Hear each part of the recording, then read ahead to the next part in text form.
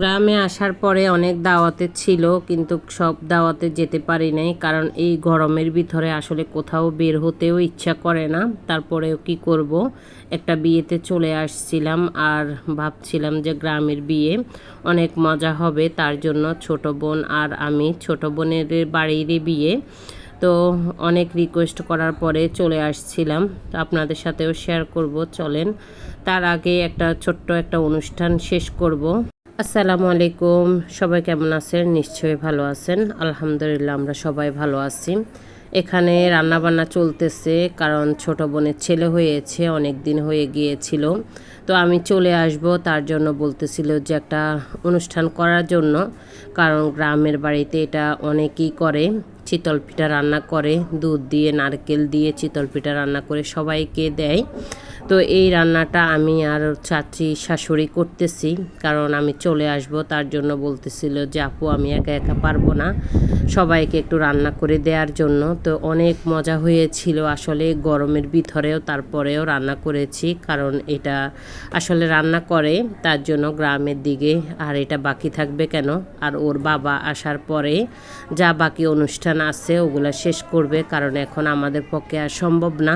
তো আসলে রোজার ভিতরে হয়েছে, তার জন্য আর কিছুই করতে পারি নাই, তার জন্য ঈদের পরে ভাবছিলাম যে এটা করব। বড় আপু আসার কথা ছিল, কিন্তু বড় আপু আসতে পারে নাই, ও আসলে আরও মজা হতো। তো এখানে হুজুর দিয়ে মিলাদ পড়িয়ে তারপরে ওদেরকেও খাওয়াবে আর ওদেরকে টাকা দিয়ে দিবে। তো এই যে অনেকগুলো রান্না করেছে, এগুলো সবাইকে দিতে হবে। দিয়ে শেষ করে পরের দিন আমরা একটা দাওয়াতে যাব, কারণ বিয়ের দাওয়াত আছে, তার জন্য আমি ওটা শেষ করে আবার ঢাকায় চলে আসব। তো এখানে সবাই রেডি হয়ে গিয়েছিলাম, এটা পরের দিন, তো বিয়ের দাওয়াতে যাব তার জন্য। তো আমরা আমাদের সোনামণিরা সবাই সুন্দর করে সেজেছে, আর এত গরমের ভিতরে আসলে ভালো লাগে না, অনেক গরম পড়তেছে। আর এই গরমের ভিতরে আসলে কোথাও অ্যাটেন্ড করতেও ভালো লাগে না, কোথাও যাইও নেই, তার জন্য বাসায় ছিলাম। তো এখানে আমাদের জন্য গাড়ি পাঠিয়ে দিয়েছে, আমরা গাড়িতে করে যাচ্ছিলাম, সবাই মিলে আনন্দ করতেছি। আর গ্রামের বিয়ে দেখি যাচ্ছিলাম, আসলে গ্রামের বিয়েতে অন্যরকম একটা মজা।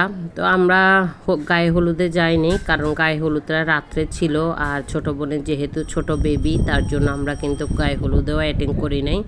এখন দুপুরবেলা চলে আসছি, সব কিছু শেষ করে বাসায়, এখন আমরা বিয়ে বাড়িতে চলে আসছিলাম।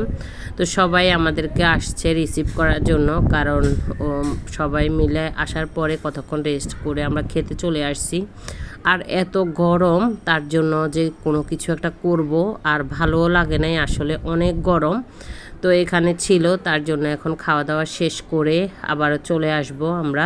গাড়ির জন্য আর অপেক্ষা করে নেই, অটোরিকশা নিয়ে চলে আসতেছি, কারণ এই ঠান্ডা বাতাসে আসলে অটোরিকশা করে আসতেই মজা লাগতেছে। তো সবাই মিলে চলে আসব। এসে ভাবছি যে একটু ঠান্ডা ঠান্ডা আইসক্রিম খাই, কারণ অনেক গরম লাগতেছে। তো আইসক্রিম নিয়ে আসছি আর খাবারও নিয়ে আসছি।